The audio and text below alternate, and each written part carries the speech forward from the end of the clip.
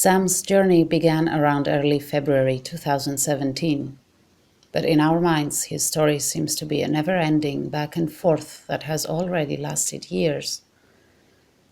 It was on February 14, on Valentine's Day, when he was hit by a car in one of Athens' most busy avenues and abandoned there on the side of the road, screaming from the pain, dragging his two shattered legs, confused and alone. He must have felt so alone. Fractures like these leave the dog's spirit broken, crushed. Unlike a disease that slowly progresses, car accidents leave them in a shock too difficult and too unfair to be processed by an animal that didn't want anything more but to make it alive one more day. For some, we thought that it was just going to be a couple of routine operations and a speedy recovery. He was young, healthy, and so small. So he was operated. The surgery appeared to be a success, and he patiently waited in the clinic's kennel for his bones to heal and for his life to start over again.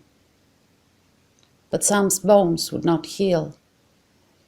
An infection had started eating them away, making it impossible for the metal plates to hold them together.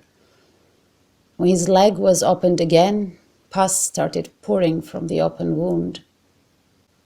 Sam was now in danger not only of losing his legs, but of losing his life. Septicemia is such a painful word for a rescuer to hear. You have this animal in front of you who you gave a promise to. An animal looking at you with his beautiful wet eyes, trusting you to make things better, and yet you are helpless. You end up being the one looking back at him, begging him to be strong, to not give up, to keep fighting. While he was on heavy antibiotics, confined in that small kennel 24/7, waiting for the drain to clean his body from the pus, Sam and his rescuers gave a promise to each other. As long as he kept fighting, we would keep fighting too. And the long days became weeks, and the weeks became months. The more Sam's bones kept rotting and the more the infection progressed, the more lively his eyes would become. Everything he couldn't put into words, everything he could not express, being trapped among IVs, bandages, and external metal plates, he would tell us through his eyes. Every time we visited, his beautiful wet eyes were looking right into our soul, into the most fragile, compassionate side of us. No matter how hardened and tough you pretended to be, Sam's eyes would make your psyche melt, surrender to the sweetness of his soul, to the kindness of his manners, to the joy of his tail that wouldn't stop wagging no matter what. Within 4 months, Sam went through 2 different vet clinics, 6 surgeries, innumerable antibiotics, and endless hours of confinement and loneliness. Somewhere along his journey, one of our vets mumbled something about letting him go, implying that the recovery we were waiting for was more of a utopia than a possible scenario. It's one of those moments when time stops, when you feel like you are in a dream and all you want to do is wake up. But one look into Sam's eyes was all we needed to believe in this utopia. So we did. We believed in him, just like he believed in us. The relief of having Sam released from the clinic was indescribable. Finally bringing him to his foster home, caring for him, watching him enjoy the attention and the love all day long, being surrounded by the people he adored, being petted and spoiled was like a dream come true. For the first time, we got to take a glimpse into that utopia we had chosen to believe in months ago. Although still weak, fragile, and insecure, Sam could finally take small walks outside. He could feel the grass underneath his paws. He could smell the spring and the fresh air.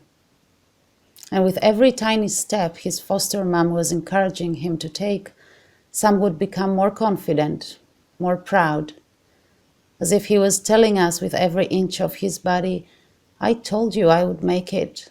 I told you not to give up on me. Throughout his never-ending journey, Sam had a guardian angel by his side. A girl that was visiting him since the first weeks of his rescue, that went through all the agony of that roller coaster that was his recovery, and that never got scared away, not once.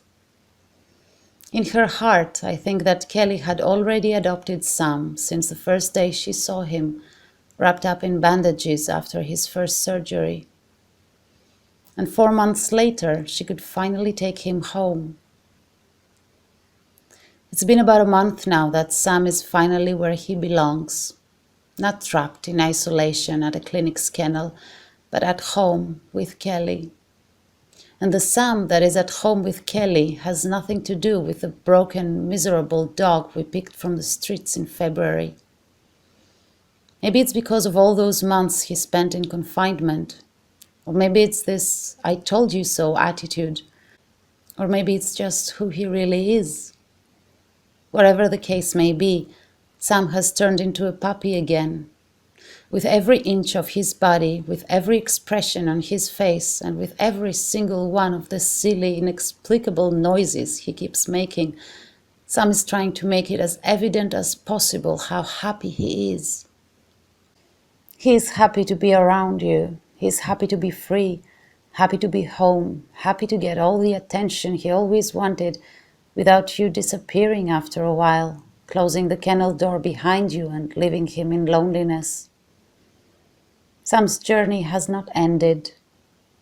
He went through one more surgery after his adoption. He was so weakened from the antibiotics that his heart stopped for a few seconds while in anesthesia. Kelly has a cupboard full of medicine, antibiotics, probiotics, calcium, vitamins. She knows that they still have a long way to go, but she doesn't really care. She decided to accompany Sam on his journey, and she knows that as long as they are together, it will be one hell of a ride. Sam is not just a fighter. He is a winner. Not because he keeps winning every single battle so far, not because he comes out stronger every time his own body is trying to knock him down, but because he made all of us believe in the utopia only he knew was possible since the very first time he looked at us months ago. In his way, he bound us in a promise, and we had no other choice but to live up to it.